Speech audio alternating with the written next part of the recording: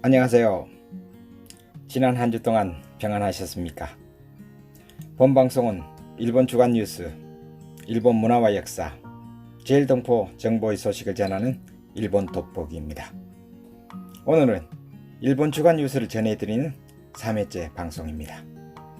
오늘도 일본에 사는 그냥 아저씨가 전해드리는 그러나 반듯한 뉴스입니다. 기본적으로 짧은 정보를 위주로 말씀을 드리고 특별히 중요한 부분은 좀 길게 말씀드리겠습니다. 일본 주간 뉴스의 3대 원칙을 가지고 있다고 말씀드렸었죠. 첫 번째, 뉴스에 나오는 그대로를 전한다. 두 번째, 뉴스에 개인적 장황한 주석을 달아 좌우로 나누지 않는다. 세 번째, 뉴스의 한일 간의 민감한 부분도 개인의 감정을 배제하고 미래지향적 한일 관계를 마음에 두며 뉴스를 전한다. 일본을 아는 것은 우리가 힘을 기르고 벗이 되는 일입니다. 모두가 공감하시겠죠. 그러나 코로나로 전 세계가 감염자 숫자나 경제적 악화 상황 등 마이너스적인 뉴스를 너무 많이 전하는 것 같아서 괜히 미안하네요. 되도록 밝은 뉴스도 더 찾아 전하도록 노력하겠습니다. 그래서 오늘은 색다르게 시작을 하려고 합니다. 세계 최고령으로 90세가 넘어서 아들의 권유로 시인으로 데뷔했고 102세에 타계를 하신 분입니다. 한국에서도 유명하죠. 일본 시바다 도요 시인의 위로와 희망의 메시지, 시 한 편을 낭독해드리는 것도 의미가 있는 듯합니다. 일본 주간 뉴스 시간에 웬 시낭송이냐고요?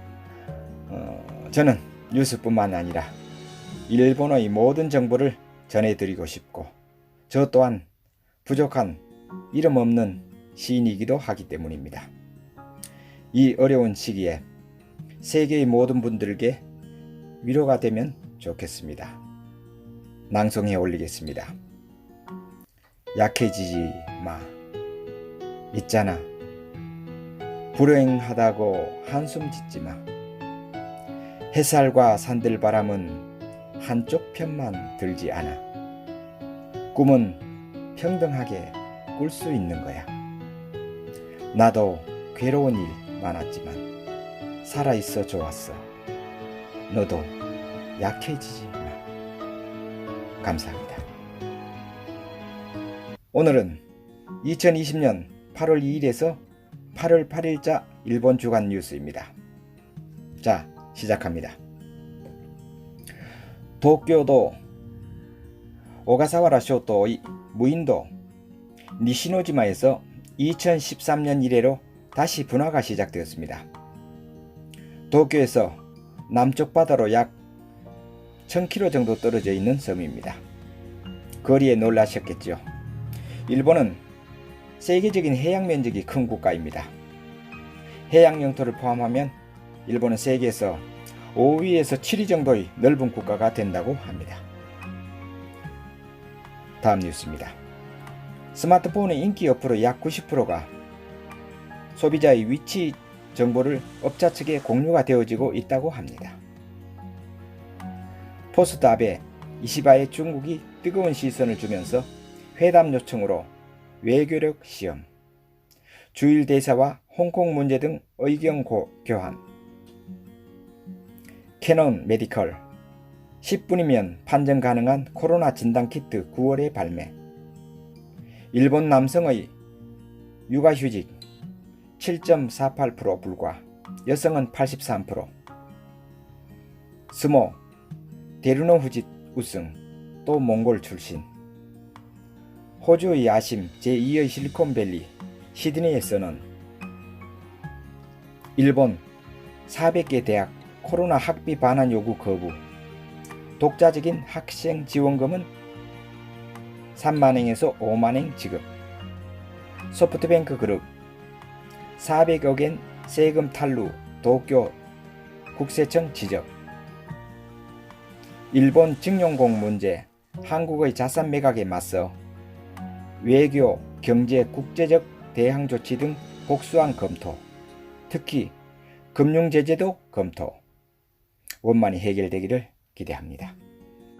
NHK AM 라디오와 BS 채널 폐지, 중기경영 계획안으로서 사업 규모를 7천억 엔이 넘는 것을 6,300억 엔 규모로 축소, 야후, 라인 경영 통합 내년 3월로 연기, 코로나 영향으로 심사가 길어져 구마모토 호우 1개월 지난 피난민 1,400명, 마이크로소프트, 중국 기업 틱톡 세계에서 약 20억 다운로드가 되었다고 합니다.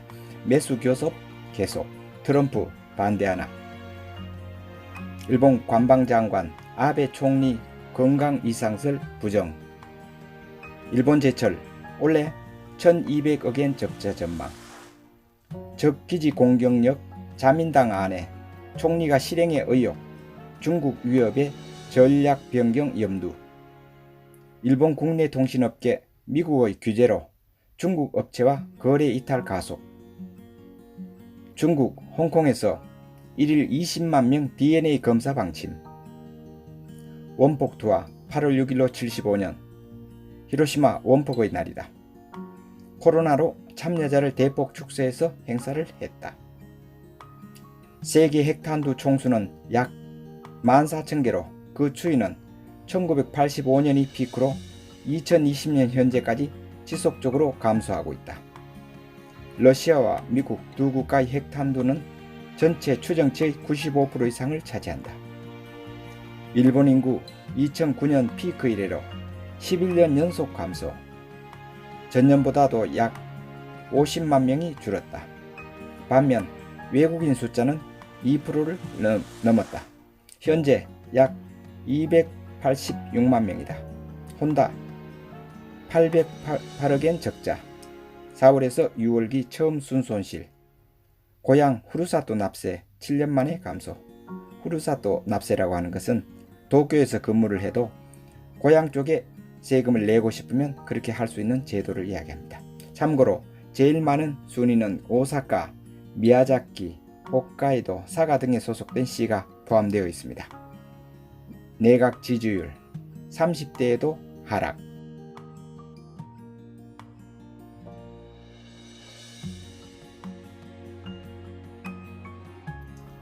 다음은 더 자세히 보는 크게 뉴스 두 가지입니다.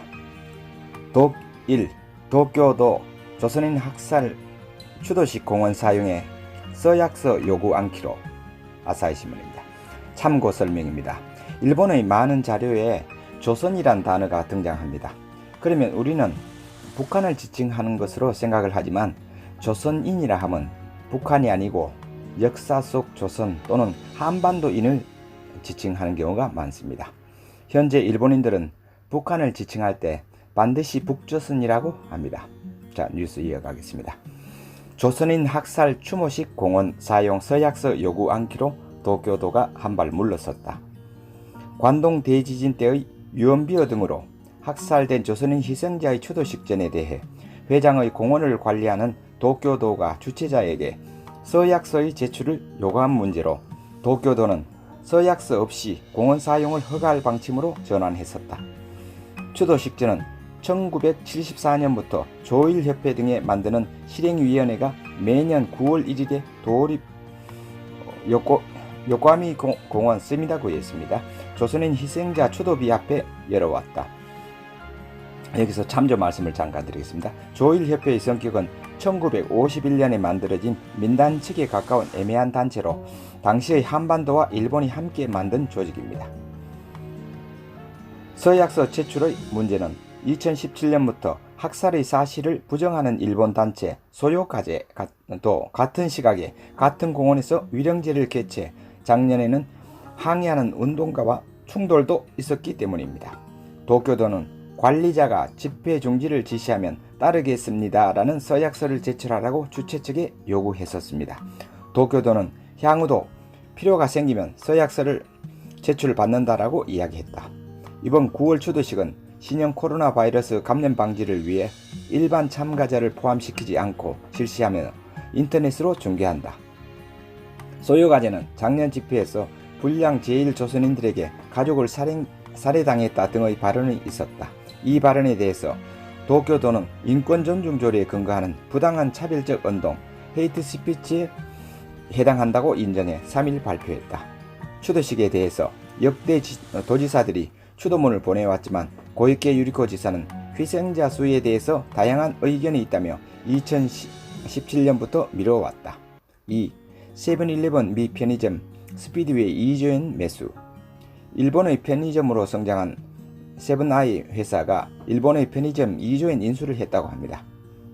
세븐아이 홀딩스는 3일 미 석유 정제회사 마르톤 페트롤리엄의 편의점 병설령 주유소 부분 스피드웨이를 인수한다고 발표했다. 인수 금액은 2,100억 달러로 약 2조 2천억 엔이라고 합니다. 이번 봄의 독점 교섭에서는 가격면에서 타협되지 않아 단념했었습니다만 환율 이번 실적 부진에 빠진 마라톤 측이 실시한 오늘 차례 재촬영에서 인수하게 되었다고 합니다. 좋아요와 구독하기 알람 설정해 주시면 감사하겠습니다.